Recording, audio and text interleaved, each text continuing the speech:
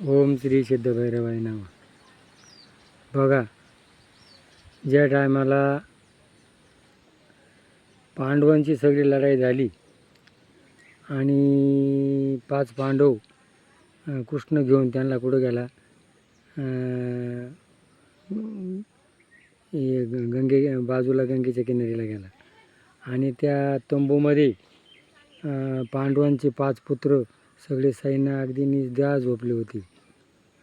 आणि मग अश्वत्थामा सोडाच्या मोबदल्यात ज्या वेळेला दुर्योधन खाली पडलेला होता आणि त्याला त्यांनी वचन दिलं होतं की मी पांडवांचा वंशाचा निर्वंश करील, आणि मग त्यांनी तिथे शपथ खाली होती आणि झाडाखाली बसले होते. एक वटवाघळाने कावळ्याचे मुंडके खोडून खाली टाकले होते आणि त्यांनी गेला आणि झोपेत कुंतीचे 5 मुलं मारले. आणि ज्या वेळेला अश्वत्थामा धरून आणला त्यावेळेला अर्जुनानं सांगितलं आता याला काय करायचं.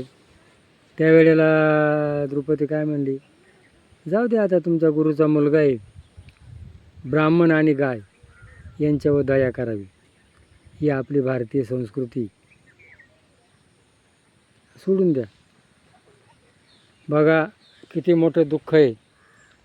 आणि भारतीय स्त्रीचा आदर्श हा आपण घ्यायचा पाहिजे. म्हणून आताच्या मुलींना द्रौपदी, सीता, सावित्री, मंदोदरी यांच्या कथा ऐकणं गरजेचं आहे.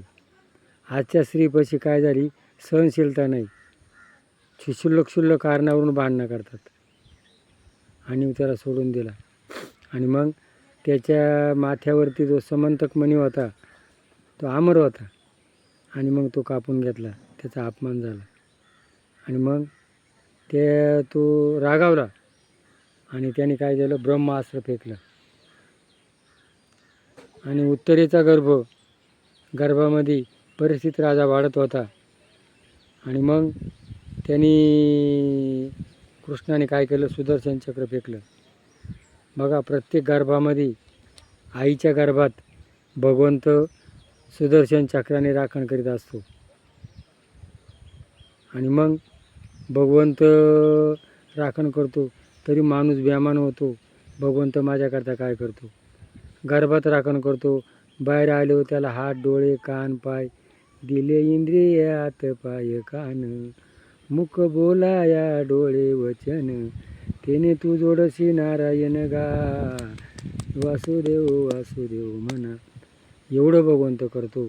म्हणून सतत भगवंताचं काय करायला पाहिजे, नामचिंतन.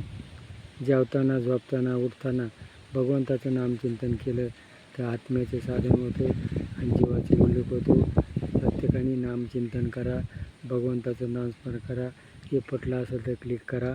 जय भैरवनाथ.